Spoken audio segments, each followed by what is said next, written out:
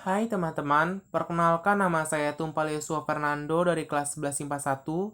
Pada kesempatan kali ini, saya akan menjelaskan tentang sejarah terjadinya Perang Padri. Pembahasan kali ini, saya akan menjelaskan penyebab umum dan penyebab khusus terjadinya Perang Padri, jalannya Perang Padri, dan dampak perlawanan di bidang ekonomi, sosial budaya, dan politik. Penyebab umum terjadinya Perang Padri. Yang pertama, adanya pertentangan paham antara golongan Wahabi ingin memurnikan ajaran agama Islam dengan para golongan tasawuf yang terdiri dari kaum bangsawan dan pemangku adat.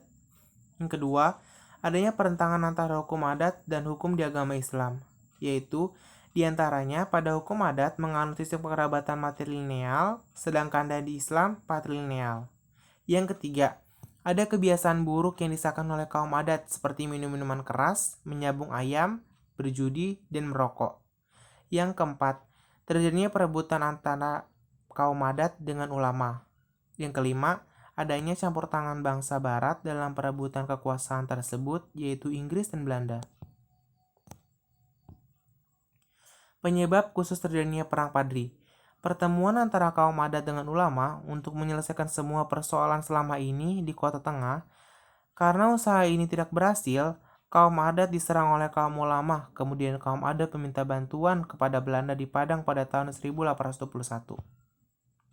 Tokoh-tokoh Perang Padri, dari rakyat Minangkabau ada Tuanku Lintau, Tuanku Imam Bonjol, Tuanku Gapuk, Tuanku Hitam, Tuanku Nancerdik, dan Tuanku Tambusai. Dari pihak kolonial ada Kolonel Sutters. Berikut adalah tokoh-tokoh Perang Padri. Jalannya Perang Padri. Pada tahun 1821 sampai 1825, Perang Padri terjadi antara kaum ulama dengan kaum adat yang dibantu oleh Belanda. Kaum ulama menyerang banteng-banteng Belanda sehingga Belanda mengajak berdamai pada tahun 1825 karena untuk memusatkan perhatian pada perang di Jawa. Kemudian, pada tahun 1830 sampai 1837 berkecamuk lagi perang di Minangkabau yang kini kaum ulama bersatu dengan kaum adat untuk melawan Belanda. Perang dilakukan untuk perang gerilya dan bertahan di benteng pertahanan. Setelah menghadapi tekanan-tekanan berat dari pihak Belanda, akhirnya Tuanku Imam Bonjol bersedia untuk melakukan perundingan dengan Belanda.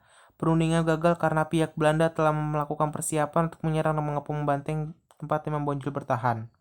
Karena perang yang berlarut-larut dan ketimpangan kekuatan, akhirnya Tuanku Imam Bonjol menyerah beserta sisa pasukannya pada tanggal 25 Oktober 1837. Kemudian beliau dibuang ke Manado dan wafat di sana. Dampak Perang Padri.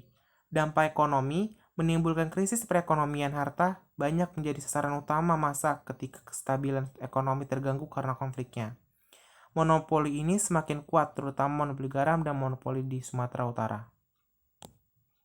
Dampak sosial budaya. Dengan adanya Perang Padri ini, kaum adat mulai sadar dan memiliki simpati kepada kaum Padri. Setelah perang, para pemimpin adat dan pemimpin Padri juga semakin menyatukan visi mereka. Dampak politik. Perang Padri berakhir setelah kejelasan